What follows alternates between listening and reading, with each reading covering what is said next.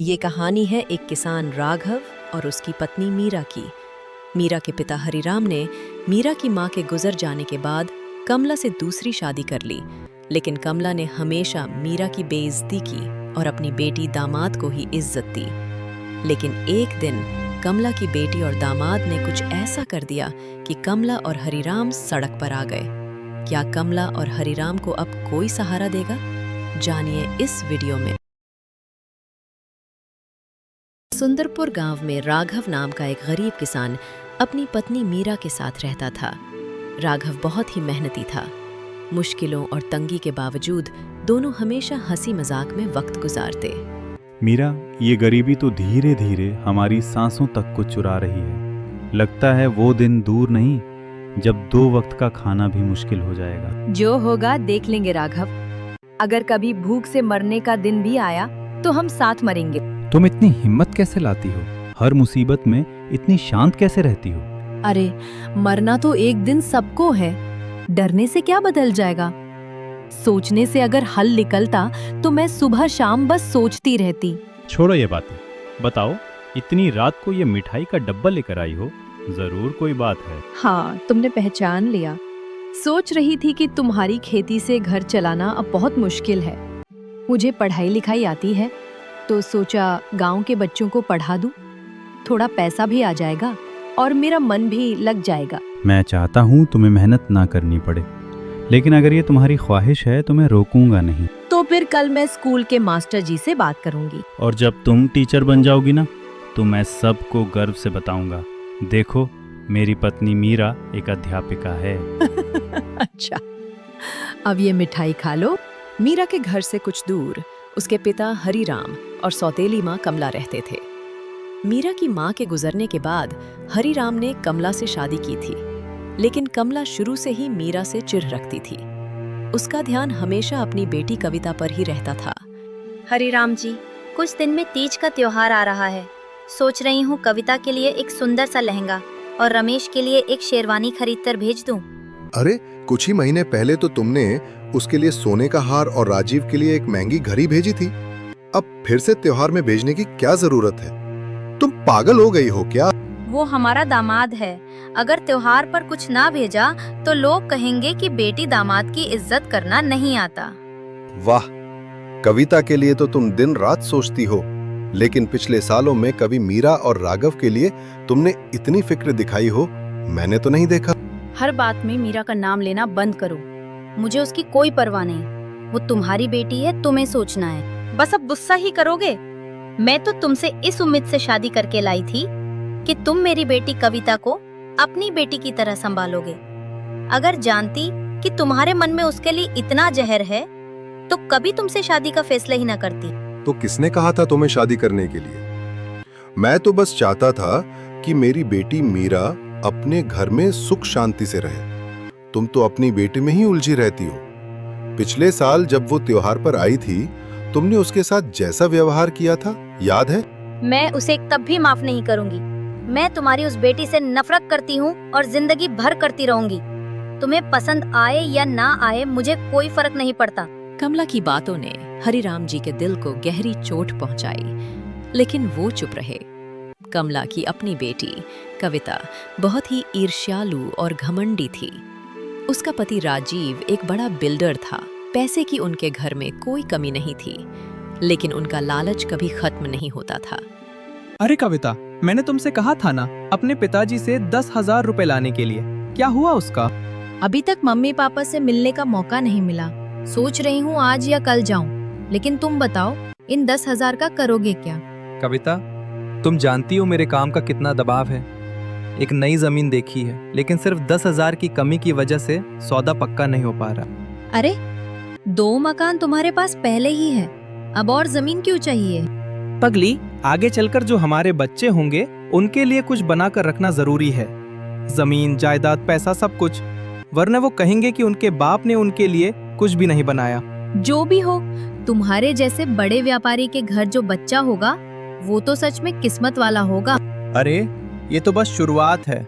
बहुत जल्दी मैं इस इलाके का सबसे अमीर आदमी बन जाऊंगा। पैसा इतना होगा कि संभालना मुश्किल हो जाएगा। मुझे तो बस इतना चाहिए कि बाजार की सारी सोने की ज्वेलरी मेरी अलमारी में भर जाए। सब हो जाएगा, जल्दी हो जाएगा। बचपन से मैंने पैसों की कमी देखी है, इसलिए अब लगता है कि पैसा नहीं तो कुछ भी नहीं। जो भी हो, तुम्हें अपने पापा से ये पैसे लाने ही पड़ेंगे, इनके बिना काम अटक जाएगा, समझी ना? चिंता मत करो। ऐसा कभी हुआ है क्या कि मैंने कुछ मांगा हो और मम्मी पापा ने न दिया हो? धन जमा करने और बड़ी बड़ी इच्छाओं की लहर राजीव के मन में चलने लगी। कमला चाहे मीरा को पसंद नहीं करती थी, लेकिन हरिराम को अपनी बेटी से बहुत लगाव था। वो कभी कभी चुपके मीरा के घर मिलने चला जाता था। अरे मीरा बेटा, कहाँ हो तुम? पापा, आज आपकी बड़ी याद आ रही थी। कितने दिन हो गए आपको देखे। आइए ना, अंदर आइए। बेटा, मैं तुम्हें बहुत याद करता था, लेकिन तुमने पिछले साल के तीज के बाद से घर आना ही बंद कर दिया। मैं सोचकर खुद ही तुम्हारे पास आ गया मीरा। अपनी बेइज्जती तो मैं बर्दाश्त कर सकती हूँ, लेकिन जहाँ मेरे पति को सिर्फ इसीलिए जलील किया जाए कि वो गरीब है, तो मैं वहाँ कैसे जा सकती हूँ? हाँ बेटी, मुझे मालूम है कमला के बर्ताव से तुम दोनों को बहुत ठेस पहुंची है, लेकिन अब इस मामले में बोलने की ताकत मुझ में नहीं है। बता, राघव मुझसे नाराज तो नहीं है? नहीं पिताजी, उसके दिल में किसी के लिए कोई शिकायत नहीं है। उसने तो कई बार कहा कि मैं जाकर आपसे मिलाऊं, पर मैं खुद ही उस घर में दोबारा नहीं गई। तू मेरी सबसे बड़ी बेटी है मीरा, उस घर पर तेरा भी पूरा हक है, और आज तू उस घर से अलग हो गई। क्या फर्क पड़ता है पिताजी? भले ही वो घर मेरे लिए बंद हो गया हो, लेकिन मेरा यह घर हमेशा आपके लिए खुला रहेगा। अरे बुरा मत मानना बेटी, तीज का त्योहार आने वाला है, इसीलिए कुछ मिठाई और थोड़े पैसे लेकर आया हूँ। इसकी क्या जरूरत थी पिताजी? आपका आशीर्वाद ही मेरे लिए सबसे बड़ी चीज है। अगर तू ये पैसे नहीं लेगी तो मैं समझूंगा कि तेरे दिल में अब भी मेरे लिए शिकवा है। ले ले बेटी। मन न होते हुए भी मीरा मिठाई और पैसे ले लेती है। फिर पिता बेटी बैठकर पुरानी बातें करने लगते हैं। मीरा कमला की सौतेली बेटी थी और मीरा का पति राघव एक गरीब किसान था। इसी वजह से कमला हमेशा उनका अपमान करती थी, लेकिन राघव ने हमेशा उन्हें माँ का सम्मान दिया। चाहे कितनी भी बार बेइज्जती हुई हो, राघव ने कभी जवाब नहीं दिया। अरे माँ जी, आप कैसी हैं? कहाँ से आ रहे हो राघव? बस बाजार से थोड़ी सब्जी लेकर आ रहा था। आप त्योहार की खरीदारी करके लौट रही हैं? हाँ, देख ही रहे हो, कविता और उसके पति के लिए कुछ ले रही थी। नया दामाद है, ऊपर से इतना बड़ा अमीर व्यापारी। तुमने सही कहा चाची, बड़े घर का दामाद हो तो उसका तो हर हाल में खास ख्याल रखना ही पड़ता है। हाँ बिल्कुल, मेरी बेटी को तो वो राजकुमारी की तरह रखता है। पैसे, गहने, सुख सुविधाएं, किसी चीज की कमी नहीं है उसे। ऐसा रिश्ता मिलना मेरे लिए गर्व की बात है। आज मैं एक छोटा किसान हूँ, इसलिए आप इतनी आसानी से मुझे ताने दे रही हैं, लेकिन एक दिन मेरा भी समय बदलेगा। किस्मत एक दिन हम पर भी मेहरबान होगी। अच्छा, अब ये बातें छोड़ो और फटाफट जाओ कविता और राजीव को ये सामान दे आओ। कमला ने कविता और राजीव के लिए बहुत कुछ खरीदा था, लेकिन दोनों खुश नहीं थे। उन्हें लगता था कि उन्हें और महंगा सामान मिलना चाहिए था, और इसी बात पर राजीव गुस्से में था। क्या हुआ? तुम इतने चुप क्यों हो? मैं कब से पूछ रही हूँ और तुम जवाब ही नहीं दे रहे। अरे मुझे तो कम से कम 15,000 का तोहफा चाहिए था, पर मिला क्या? बस कुछ गहने और सस्ते कपड़े। ऐसे तोहफे तो हमारे घर के नौकरों को दिए जाते हैं। मैंने तो माँ से कहा था कि मुझे पैसे दे दे, मैं खरीदारी खुद कर लेती हूँ, लेकिन उन्होंने अपने मन से कर ली। इसमें मेरी क्या गलती है? मैं ये घटिया चीजें कभी इस्तेमाल नहीं करूंगा। इन्हें वापस ले जाओ, नौकरों को दे दो, हटा दो इन्हें यहाँ से। इस बार मान लो, अगली बार सब कुछ मेरे हिसाब से होगा। सुनो, तुम्हारे पापा की जो पुरानी हवेली है ना, उसकी कीमत कम से कम 12 लाख है। अगर हम वो ले लें तो कितना फायदा होगा? लेकिन वो तो पिताजी की पैतृक संपत्ति है। अगर हम ले भी लें तो माँ बाप कहाँ रहेंगे? अरे माँ बाप कहाँ रहेंगे इसकी चिंता क्यों कर रही हो? हमें अपने भविष्य की चिंता करनी चाहिए, दूसरों की नहीं। तुम्हें समझ कब आएगी?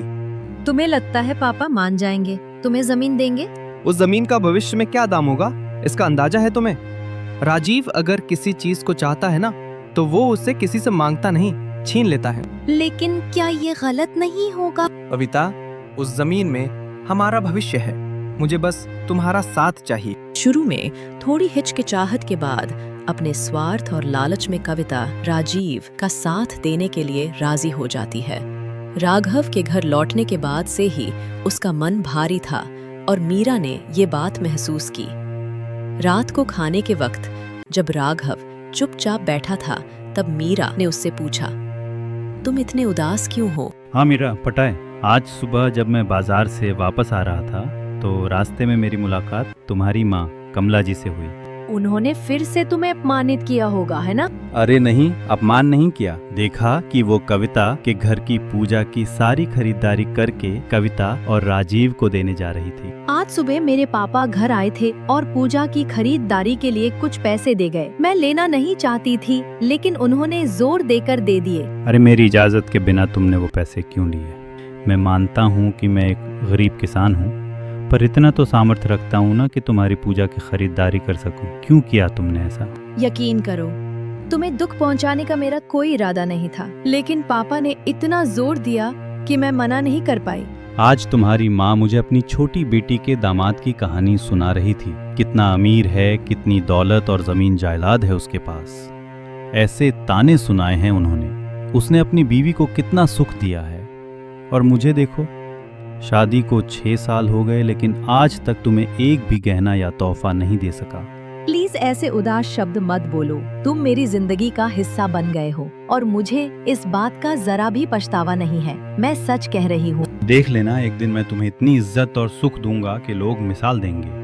अपना खुद का घर, अपनी कार, सब कुछ होगा, और तब कोई ये नहीं कहेगा कि मैं अपनी पत्नी की ख्वाहिशें पूरी नहीं कर सका। तुम चाहे जैसे भी हाल में रहो, मैं तुमसे कभी शिकायत नहीं करूंगी। मुझे यकीन है कि एक दिन तुम जरूर अपने सपने पूरे करोगे। राजीव ने नए खेतों के लिए 10,000 रुपए उधार लेने का प्लान कमला को बताया। कमला ने ये बात हरिराम को बता दी। ये सुनकर हरिराम का गुस्सा फूट पड़ा और दोनों के बीच काफी तेज बहस हो गई। अरे कमला, तुम्हारा दामाद तो बड़े नवाबी शौक रखता है। हर दूसरे दिन कोई महंगा आइडिया लेकर आ जाता है। हो सकता है वो शहर का बड़ा व्यापारी हो, लेकिन 10,000 उनके लिए कुछ भी नहीं। खुद क्यों नहीं काम चला लेते? हम पर बोझ डालने की क्या जरूरत है? हम उनके सास ससुर हैं। अगर हमसे मदद नहीं मांगेंगे तो किससे मांगेंगे? पर जब से कविता की शादी हुई है तभी से बस एक के बाद एक मांगे सुन रहे हैं। ऐसा लगता है जैसे मांग कर ही उन्होंने अपना काम बढ़ाया है। कभी हमारी हालत का भी सोचना चाहिए ना। मैं भी तो एक सिंपल मिडिल क्लास बूढ़ा हूँ। क्या हमारे यहाँ पैसा पौधों पर उगता है? अगर राजीव की जगह राघव तुमसे पैसे मांगता, तुम तुरंत दे देते। राजीव ने मांगे तो तुम्हें प्रॉब्लम हो रही है। राघव चाहे गरीब है, लेकिन उसमें अपना गर्व है। उसने कभी मुझसे एक पैसा तक नहीं मांगा। तुम्हारी बेटी मीरा और उसका पति हमेशा तुम्हारी नजर में बेहतरीन लगते हैं, लेकिन मेरी बेटी कविता और उसका शौहर तुम्हें बोझ लगते हैं। तुम्हारा ये राजीव पर ज्यादा भरोसा एक दिन तुम्हें समझ आएगा। तुम्हें कंगाल करके ही छोड़ेगा। उस दिन समझ आ जाएगा कि मैं क्यों कह रहा था। अगर राजीव खुश रहेगा तभी मेरी बेटी चैन से जी पाएगी, और उसकी खुशी के लिए मैं कुछ भी करने को तैयार हूँ। अगर तुम पैसे नहीं दोगे तो मैं अपने गहने बेचकर राजीव को पैसे दूंगी। अरे क्या तुम पागल हो गई हो कमला?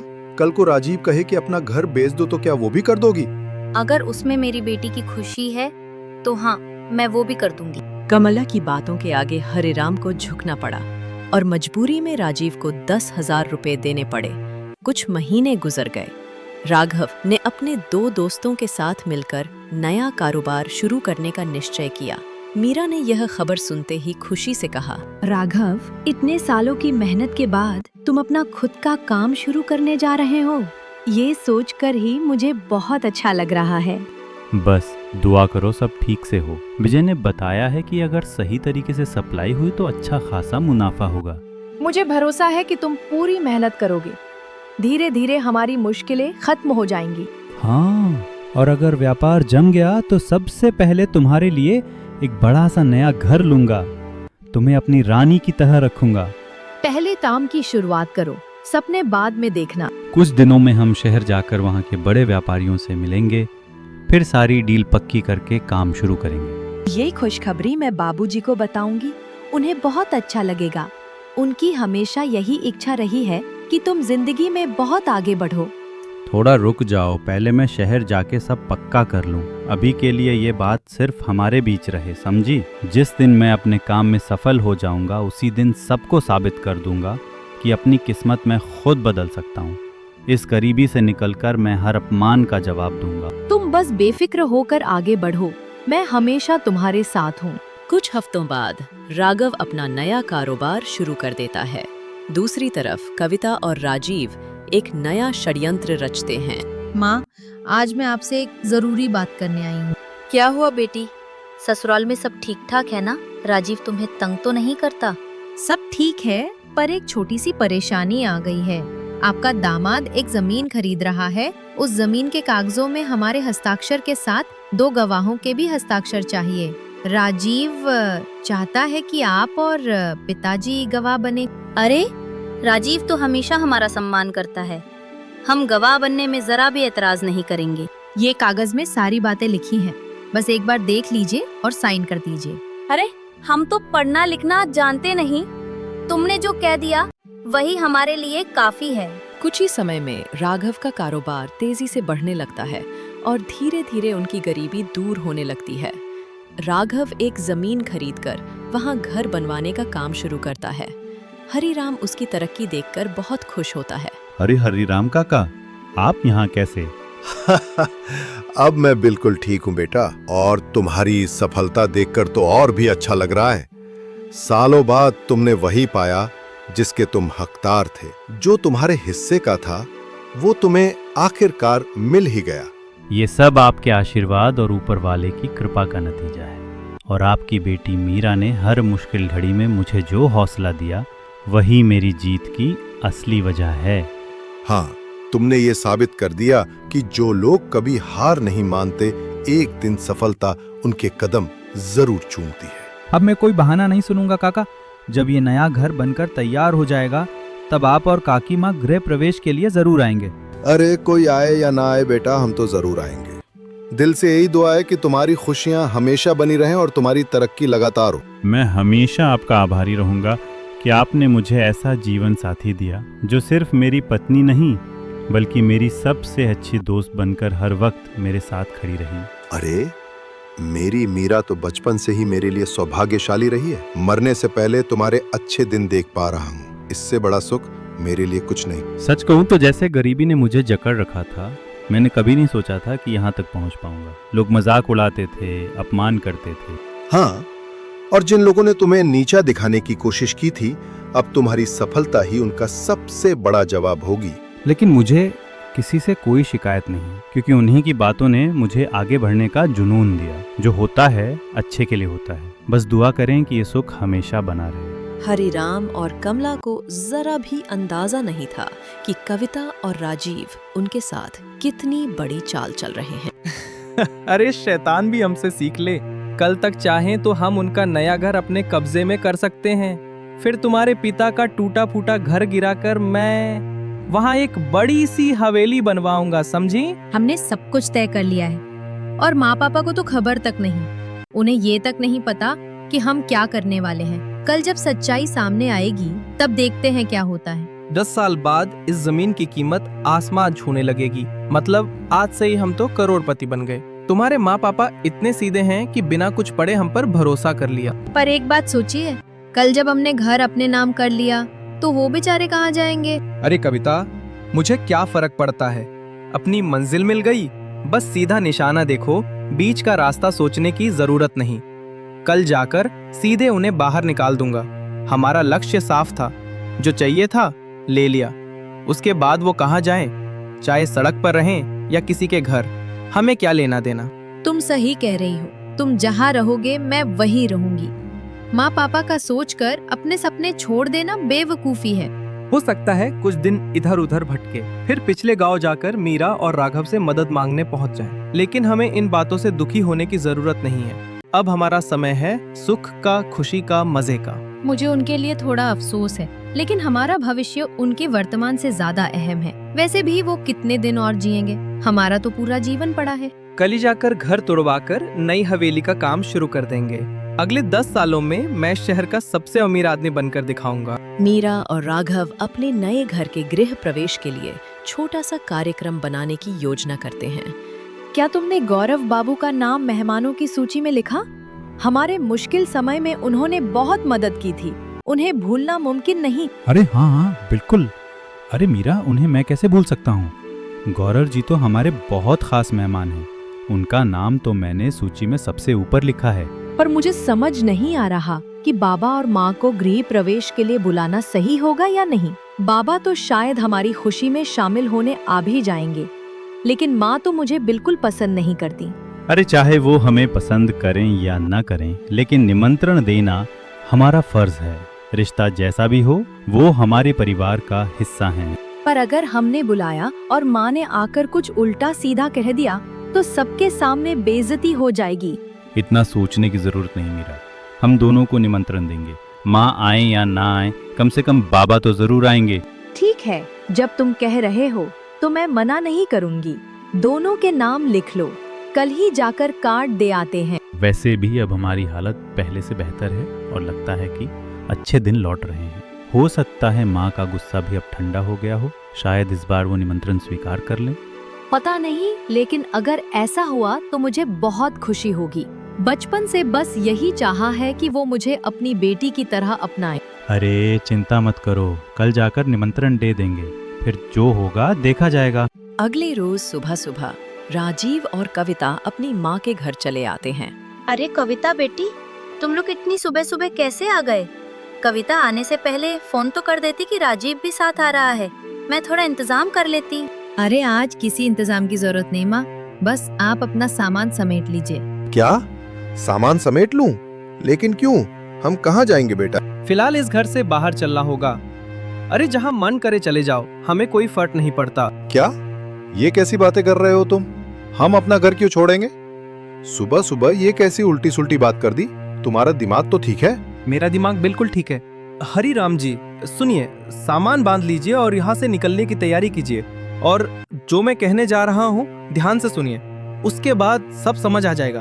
राजीव बेटा, साफ साफ बताओ, हम कुछ समझ नहीं पा रहे हैं। याद है कुछ दिन पहले हमने तुमसे एक कागज पर हस्ताक्षर करवाए थे? हाँ, तुमने कहा था कोई जमीन खरीद रहे हो और गवाह चाहिए, इसलिए हमने साइन कर दिया था। अरे वाह, आप लोग तो बड़े भोले हैं। भोलेपन की कीमत चुकानी ही पड़ती है।